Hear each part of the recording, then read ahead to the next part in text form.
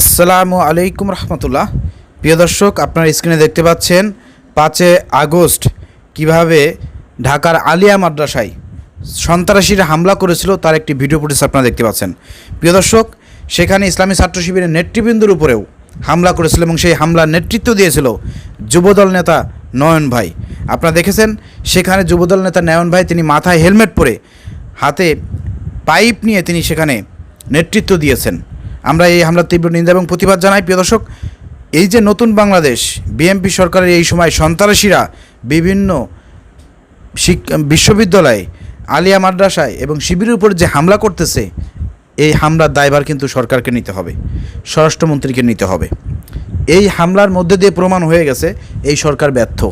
হামলা হতেই পারে, যে কোনো সন্ত্রাসী, যে কোনো দলের সন্ত্রাসীরা হামলা করতে পারে, কিন্তু এই হামলা হওয়ার পরে, এই ভিডিও ছাড়ার পরে, এগুলো দেখার পরেও সরকার চুপ আছে, স্বরাষ্ট্রমন্ত্রী চুপ আছে, পুলিশ প্রশাসন চুপ আছে, এসব সন্ত্রাসীদেরকে ভিডিও ফুটেজ দেখে গ্রেপ্তার করতেছে না। এটা সবচেয়ে বড় অপরাধ। এই অপরাধে কিন্তু আজকে সরকার অপরাধী, স্বরাষ্ট্রমন্ত্রী কিন্তু অপরাধী। অর্থাৎ আমরা দাবি জানাবো স্বরাষ্ট্রমন্ত্রীর কাছে যে এই ভিডিও ফুটেজ দেখে এই সব সন্ত্রাসী, সে যে দলেরই হোক না কেন, এদেরকে গ্রেপ্তার করে আইনের আওতায় আনতে হবে। কারণ এখানে তারা এসে শুধু শিবিরের উপর হামলা করে নাই, শিক্ষার্থীদের উপর হামলা করে নাই, এখানে তারা আলিয়া মাদ্রাসা ভাঙচুর করেছে। এই আলিয়া মাদ্রাসা ভাঙচুর করার রাইট তাদেরকে কে দিয়েছে?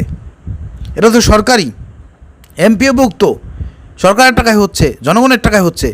আলিয়া মাদ্রাসার এই আপনার বিভিন্ন জানালা দেখছেন আপনার ভাঙচুর করেছে।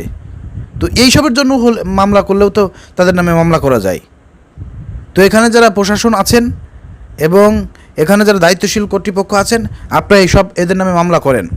যদি সরকার পদক্ষেপ গ্রহণ না করে, তাহলে আপনারা এ বিষয়ে আপনারা সংবাদ সম্মেলন করে দেশবাসীকে জানান যে সন্ত্রাসীরা এখানে হামলা করেছে, ভাঙচুর করেছে, এরপরে মামলা করার পরেও সরকার গ্রেপ্তার করতেছে না। তাহলে দেশের মানুষের কাছে সরকারের যে মুখোশ আছে সেটা উন্মোচন হয়ে যাবে যে আওয়ামী লীগ সরকার, ফ্যাসিবাদ সরকার আর এই বর্তমান সরকারের মধ্যে কোনো পার্থক্য নাই। স্বরাষ্ট্রমন্ত্রী শুধু হুদাই স্বরাষ্ট্রমন্ত্রী। ওনার দ্বারা এই 6 মাসে আমাদের বাংলাদেশে কোনো উপকার হয় নাই, কোনো কাজে আসে নাই। স্বরাষ্ট্রমন্ত্রী থাকলেও যা, না থাকলেও তাই, সেই অবস্থায় দাঁড়িয়ে আছে। আইন শৃঙ্খলার এই অবনতি প্রমাণ করে বিএনপি সরকার এই 6 মাসে ব্যর্থ হয়েছে।